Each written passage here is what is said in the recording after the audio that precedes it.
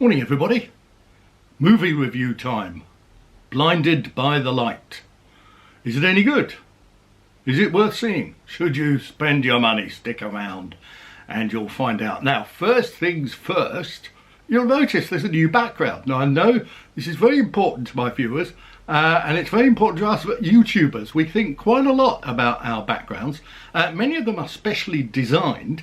They don't actually exist. They're not real backgrounds. This is a virtual background, this one behind me. I've created it out of kind of blue peter, bits of fairy liquid and fairy liquid bottles, that's what we used to use, and corks and bits of old string and some old papier-mâché as well. So I made this nice background and I made this nice brown chair, that's also made of papier-mâché and will be the subject of another video. But today I'm talking about Blinded by the Light. Now what is Blinded by the Light? Well, it is, you see this book here, Greetings from Berry Park. A little bit of a pun there for you Bruce Springsteen fans. Bruce Springsteen's first album was called Greetings from Asbury Park, and this is Greetings from Berry Park, which is somewhere near Luton. Now, you will see, if you can see, can you see that? I'm going to hold it up to the screen there. My eyesight isn't very good, so I can't see what you can see because this screen is too far away from me. But what it says up the top there is inspiration for the film Blinded by the Light. Now that phrase, inspiration, I think is rather important. So Blinded by the Light, the film, is not the film of this book. It is inspired by this book, which didn't really occur to me until I looked at this book, because I saw the film before I've read the book, and I haven't finished the book. I've read about 90 pages or something like that. So anyway, what is Blinded by the Light? Blinded by the Light is a film about a Pakistani 16-year-old boy living in Luton who discovers the music of Bruce Springsteen, and it transforms his life. First of all, I ought to say I'm a massive fan of Bruce Springsteen, always have been.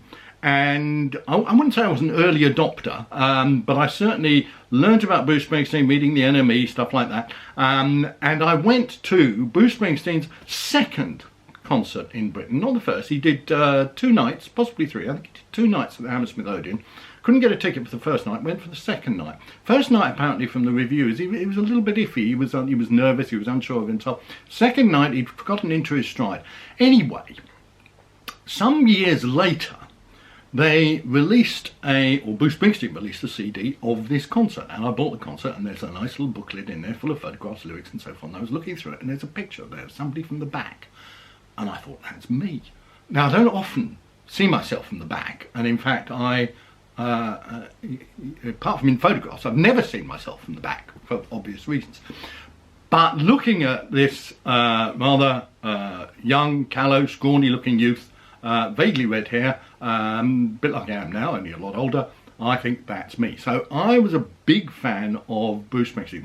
I'm not Pakistani, wasn't brought up in Luton, so some of the things that the character in the film, Jared, he's called, a bit different from my own experience, and his story takes place a little bit later. He discovers Bruce Springsteen in the 80s, around about the time of Born in the USA, not one of Bruce Springsteen's greatest albums, in my humble opinion. So what is the film like? Well, I've got to say, the first 40 minutes, 45 minutes, I thought, I'm not really getting this.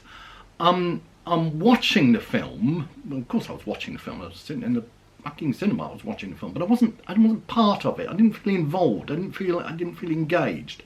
And it came alive for me, but after that, not just when you discovered Bruce Springsteen, that wasn't the catalyst.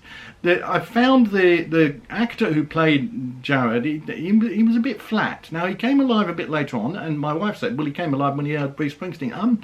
That is possible, but I don't think you'd say to an actor, right, mate, I want you to be really boring for the first 40 minutes of the film and then come alive when the music comes in, because that's what the kind of story is about. I don't quite get that. Anyway, first 40 minutes, didn't like. Then I did get into it. I did enjoy it. I put my cynical hat to one side, and I really liked it. I think it helps. It's probably essential, may not necessarily be essential, but I think it's pretty essential that you actually like Bruce Springsteen's music, and that you are aware of Bruce Springsteen's music, and you're aware of the lyrics and so on and so forth. So anyway, the film, what is the film about? It's about this Pakistani boy in Luton, experiences a certain amount of racism, wants to be a writer, discovers Bruce Springsteen, falls in love, disagreements with his father, goes to university. Story. Now, so far, so my friend Colin, hi Colin, my friend Colin described it as sentimental posh. Sentimental tosh, perhaps, sentimental posh, not sure about the posh bit. There's some things in the film that don't ring particularly true to me, and as I'm reading the book and as I see it says inspiration for the film, it makes me think a lot of this isn't true. One of the things that I struggled with was at the end of the film he drives off to university, and he's 18 and he's driving, and I thought, hang on a minute, he hasn't got any money, his family hasn't got any money. Nobody learned to drive in the 1980s when they were 18, unless they had a big Saturday job and a whole load of money, or their parents paid for their lessons, or so on and so forth. That didn't ring true. And at the end of the film, it says, okay, well, this is what Safraz Manzoor, he's the guy who wrote the book. This is what he's doing now, and this is what his friend's doing, because you see his friend in the film. But his girlfriend, and he falls in love with this impossibly beautiful girl, don't you know? And you think, I'm going to get into trouble for saying this, but when I was at school, right, and when I was 17, and impossibly beautiful girls did not fall in love with me. Let's be honest. I mean, I wanted to be a writer. You know, I thought I was cool. I thought I was quite witty.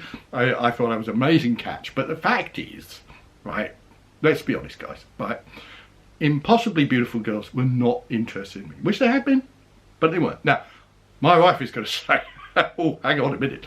Now, I didn't meet my wife at school, so I can get away with this. My wife is impossibly beautiful. She's gorgeous. She's fabulous. Her name is Jane. I love her to bits, right? But when I was at school, it wasn't like that. So maybe it's true. I'm not 100% certain. But at the end of the film, it doesn't say what happened to the girl, and it doesn't say Safraz and this girl, whose name escapes me, got married and lived happily ever after and had loads of children. So it makes you wonder that this love affair, which is a very important part of the film, is not true for a minute. The other thing is, there are some scenes with the National Front. There is some racism in the film, but it